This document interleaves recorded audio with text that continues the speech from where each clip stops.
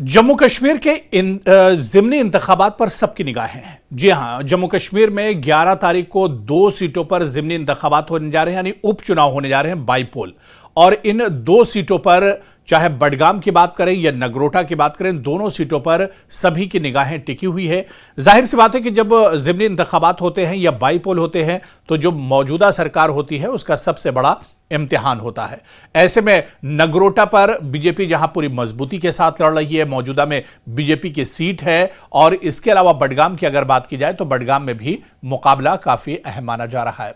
इन इंतखाबात और यहां की जो सूरत हाल है इस पर भी हम बात करेंगे, लेकिन आज हम चर्चा करने वाले हैं दरअसल उमर अब्दुल्लाह के उस बयान की जिसमें उन्होंने सीधे सीधे पीडीपी पर निशाना साधा है। और उमर अब्दुल्ला ने कहा है कि पीडीपी दरअसल बीजेपी के साथ मिलकर यह चुनाव लड़ रही है। जी हां, उमर अब्दुल्ला ने अपने एक बयान में कहा है, उमर अब्दुल्ला ने कहा है कि अगर नगरोटा में पीडीपी ने अपना उम्मीदवार क्यों नहीं उतारा है, अगर पीडीपी यहां पर अपना उम्मीदवार उतारती तो ऐसा लगता कि वो बीजेपी के खिलाफ मैदान में है, लेकिन यहां पर तो पीडीपी ने एक तरह से खुला मैदान बीजेपी के लिए छोड़ दिया है और बीजेपी के लिए आसानियां काफी ज्यादा बढ़ गई हैं। उमर अब्दुल्ला का जो बयान है वो भी हम आपको पहले सुनवा देते हैं, उसके बाद नगरोटा इंतखाबात की हम बात करें कि यहां पर सियासी सूरत हाल क्या कुछ है, या उमर अब्दुल्ला ने आखिर यह बयान क्यों दिया है, पीडीपी को शक की नजर से आखिर उमर अब्दुल्ला क्यों देख रहे हैं। सबसे पहले उमर अब्दुल्ला का यह बयान सुनिए।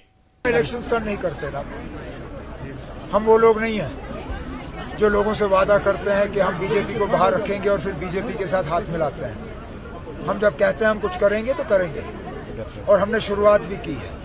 तो उमर अब्दुल्ला का आपने बयान सुना जिसमें उमर अब्दुल्ला दरअसल सीधे सीधे पीडीपी पर निशाना साध रहे हैं। उमर अब्दुल्ला ने कहा कि पीडीपी दरअसल आज भी कहीं ना कहीं बीजेपी के साथ खड़ी है, बीजेपी के लिए काम कर रही है। और ये बयान दरअसल उमर अब्दुल्ला ने इस वजह से दिया क्योंकि बडगाम में जहां पर नेशनल कॉन्फ्रेंस ने अपना उम्मीदवार उतारा है, यहां पर पीडीपी ने भी अपना उम्मीदवार उतारा है, लेकिन नगरोटा जहां पर बीजेपी बहुत मजबूत है, देवयानी राणा बीजेपी के उम्मीदवार हैं, और ऐसे में यहां पर कई सियासी पार्टियां, चाहे अपनी पार्टी की बात करें, चाहे पीडीपी की बात करें, और भी कई पार्टियां हैं जिन्होंने अपना उम्मीदवार नहीं उतारा है। तो ऐसे में उमर अब्दुल्ला ने सीधे सीधे पीडीपी और महबूबा मुफ्ती पर निशाना साधा है और कहा है कि महबूबा मुफ्ती दरअसल यहां पर बीजेपी का सपोर्ट कर रही हैं, बीजेपी का साथ दे रही हैं, और इसी वजह से यहां पर नगरोटा की सीट पर पीडीपी ने अपना उम्मीदवार नहीं उतारा है। आपको बताते चले कि खासतौर से नगरोटा की अगर बात करें, दरअसल उमर अब्दुल्ला ने इल्जाम लगाया है कि दीगर जमातें और खासतौर पर पीडीपी के खिलाफ खुलकर मुकाबला नहीं कर रही, यानी बीजेपी के खिलाफ पीडीपी खुलकर मुकाबला नहीं कर रही है। उन्होंने कहा कि नगरोटा के बाईपोल में सिर्फ नेशनल कॉन्फ्रेंस और बीजेपी का उम्मीदवार है, और अगर पीडीपी वाकई बीजेपी के खिलाफ है तो वो वहां उम्मीदवार क्यों नहीं उतारती या क्यों नहीं खड़ा कर रही है। दीगर जो जमातें हैं जिसमें पीडीपी भी आती है, इसने इस इल्जाम को हालांकि मुस्तरद किया है। पीडीपी की तरफ से कहा गया है कि हमने उम्मीदवार नहीं खड़ा किया है, अपनी पार्टी ने भी यहां पर अपना उम्मीदवार नहीं खड़ा किया है। दरअसल यहां पर उनकी इतनी मजबूती नहीं, इस वजह से उन्होंने यहां पर अपना उम्मीदवार नहीं उतारा है। लेकिन आप दूसरी तरफ देखिए कि नेशनल कॉन्फ्रेंस ने का कहना है कि नगरोटा के हल्के में उन्होंने खुद अपने लिए उम्मीदवार नहीं खड़ा किया, बल्कि अपनी इत्तेहादी जमात यानी इंडियन नेशनल कांग्रेस, या जो इंडिया अलायंस और इत्तेहाद का हिस्सा है, यानी कांग्रेस के उम्मीदवार को खड़ा किया है। और उमर अब्दुल्ला ने खुद कहा था कि वो यहां से अपना उम्मीदवार नहीं खड़ा करेंगे, बल्कि कांग्रेस यहां पर मजबूती के साथ चुनाव लड़े और वो कांग्रेस के उम्मीदवार को पूरा सपोर्ट करेंगे। तो ऐसे में नेशनल कॉन्फ्रेंस तो यहां से चुनाव नहीं लड़ रही है, वो सीधे सीधे कांग्रेस को सपोर्ट कर रही है। इंडिया ब्लॉक से कांग्रेस आती है तो कांग्रेस को सपोर्ट कर रही है। लेकिन पीडीपी ने जिस तरह से मैदान छोड़ा है, ऐसे में अब इस पर उमर अब्दुल्ला एक तरह से नाराज नजर आ रहे हैं और सीधे सीधे उन्होंने निशाना साधा है। और पीडीपी ने भी यह अंदाजा लगाया होगा कि इस हल्के में उसकी शिकस्त का इम्कान ज्यादा है, यह वसाइल इतने दस्तयाब नहीं कि लड़ा जा सके, इस वजह से उन्होंने उम्मीदवार नहीं खड़ा किया होगा। लेकिन इस पीडीपी का नगरोटा से नहीं आना और अपना उम्मीदवार नहीं उतारना, कहीं ना कहीं उमर अब्दुल्ला अब इस पर एक तरह से सीधे सीधे पीडीपी पर निशाना साध रहे हैं और उन्होंने कहा है कि बीजेपी का अगर कोई मुकाबला कर सकता है तो वो नेशनल कॉन्फ्रेंस है, क्योंकि पीडीपी तो मैदान छोड़कर एक तरह से वापस चली गई है। पीडीपी ने तो एक तरह से मैदान ही छोड़ दिया है। नगरोटा में कम से कम अगर पीडीपी यहां से नहीं जीत सकती थी, लेकिन अपना उम्मीदवार तो उतारना चाहिए था, लेकिन पीडीपी ने अपना उम्मीदवार तक नहीं उतारा है। यानी पीडीपी और महबूबा मुफ्ती आज भी बीजेपी के लिए काम कर रही है और बीजेपी के साथ खड़ी है। आपको याद होगा कि जम्मू कश्मीर में 370 से पहले एक सरकार बनी थी और यह सरकार भी अलायंस की थी, जिसमें महबूबा मुफ्ती यानी पीडीपी और बीजेपी ने मिलकर सरकार बनाई थी। और इस सरकार में महबूबा मुफ्ती नेशनल वजीर आला थी, सीएम थी। हालांकि यह सरकार बहुत दिनों तक नहीं चला और यह जो रिश्ता था, यह जो इत्तेहाद था, अलायंस था, यह भी टूट गया था। लेकिन इसके बाद से वक्फे से इस तरह के बयानात, या खासतौर से नेशनल कॉन्फ्रेंस की तरफ से इस तरह के बयानात आते रहते हैं कि पीडीपी और महबूबा मुफ्ती का दरअसल बीजेपी के साथ रिश्ता है और वो कहीं ना कहीं बीजेपी का सपोर्ट कर रहे हैं। और नगरोटा में जो सियासी सूरत हाल है, यह जिस तरह से पीडीपी ने अपना उम्मीदवार नहीं उतारा है, ऐसे में उमर अब्दुल्लाह को निशाना साधने का, उमर अब्दुल्लाह को पीडीपी पर इल्जाम लगाने का एक बड़ा मौका मिल गया है कि बीजेपी का मुकाबला सिर्फ नेशनल कॉन्फ्रेंस कर रही है। नगरोटा की उन्होंने बात की, या इसी तरह से बडगाम की बात की, और उन्होंने कहा कि बडगाम में जहां पर नेशनल कॉन्फ्रेंस मजबूत है, वहां पर बडगाम में नुकसान पहुंचाने के लिए नेशनल कॉन्फ्रेंस को पीडीपी ने अपना उम्मीदवार उतार दिया, अपनी पार्टी ने अपना उम्मीदवार उतार दिया और दूसरी जो पार्टियां हैं उन्होंने अपना उम्मीदवार उतारा है।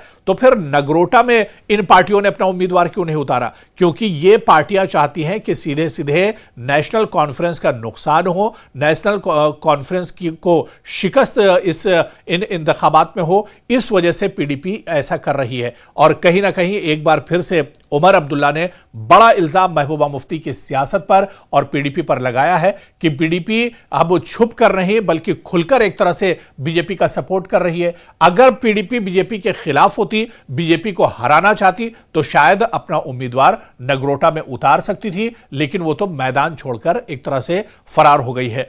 अब नगरोटा की अगर हम बात करते हैं तो यहां पर आप देखिए कि नगरोटा की लड़ाई बहुत अहम है। यहां से आप देखिए कि बीजेपी उम्मीदवार मैदान में है और बीजेपी का यह गढ़ माना जाता है। एक वक्त तक, जब तक देवयानी राणा के जो पिता है वो जब यहां से चुनाव लड़ते थे तो नेशनल कॉन्फ्रेंस यहां से जीत कर आई थी। लेकिन उसके बाद देखिए कि जब देवयानी राणा के पिता ने नेशनल कॉन्फ्रेंस छोड़ी और बीजेपी में गए, तो बीजेपी एक बड़े मार्जिन के साथ यहां से जीतकर मैदान में आई है। और इस बार अब आप देखिए कि नगरोटा असेंबली हलका जम्मू इलाके में एक बहुत अहम हलका माना जाता है। और यहां पर आप देखिए कि साल 2024 में इस हलके की इंतखाबी फहरिस्त में तकरीबन 95,291 रजिस्टर्ड वोटर्स थे। और इसके अलावा शहरी और देही इलाके जो थे मिलाकर इस हलके के अंदर मुख्तलिफ समाजी ग्रुप भी हैं। नगरोटा शहर की मरदमशुमारी 2011 के मुताबिक तकरीबन 14,174 नफूस थे। मर्द और खवातीन में इन्हें एक तरह से सेंसस में बांटा गया था। और इसके अलावा आप देखिए कि यहां पर जो पिछला चुनाव था वो भी बीजेपी ने जीता था और काफी ज्यादा मार्जिन के साथ जीता था, क्योंकि देवयानी राणा के जो पिता थे उनका देहांत हो गया, उनका इंतकाल हो गया और उसकी वजह से यह सीट खाली है। और ऐसे में एक बार फिर से बीजेपी पूरी मजबूती के साथ यहां पर लड़ रही है। साल 2024 के असेंबली इंतखाबात में देवेंद्र सिंह राणा, जो देवयानी राणा जो मौजूदा बीजेपी के उम्मीदवार हैं, इनके वालिद हैं, फादर हैं देवेंद्र राणा ने बीजेपी के टिकट पर इस हलके में चुनाव लड़ा था और उन्होंने तकरीबन 48,113 वोट लिए। और मुकाबले में दूसरे नंबर पर आने वाले जोगिंदर सिंह, जो कि नेशनल कॉन्फ्रेंस के उम्मीदवार थे, उनको तकरीबन 17,641 वोट मिले थे और मार्जिन तकरीबन 30,000 रहा था। यानी यह सीट बीजेपी ने तकरीबन 30,000 वोटों से जीती थी। और यही वजह है कि बीजेपी यहां पर पुरउम्मीद नजर आ रही है। लेकिन दूसरी तरफ उमर अब्दुल्ला, जो माहौल है इस सीट पर या जो चुनावी समीकरण है, इसके लिए पीडीपी या दूसरी जो सियासी पार्टियां जिन्होंने अपने उम्मीदवार यहां पर नहीं उतारे हैं, उसे जिम्मेदार ठहरा रहे हैं। और जाहिर सी बात है कि अभी चुनाव है, लेकिन चुनाव के बाद जो तस्वीर निकल कर आएगी, ये बयानात और जवाबी बयानात की जो लड़ाई है, ये एक तरह से थमेगी नहीं, बल्कि आगे आने वाले दिनों में ये लड़ाई और तेजतर होती जाएगी।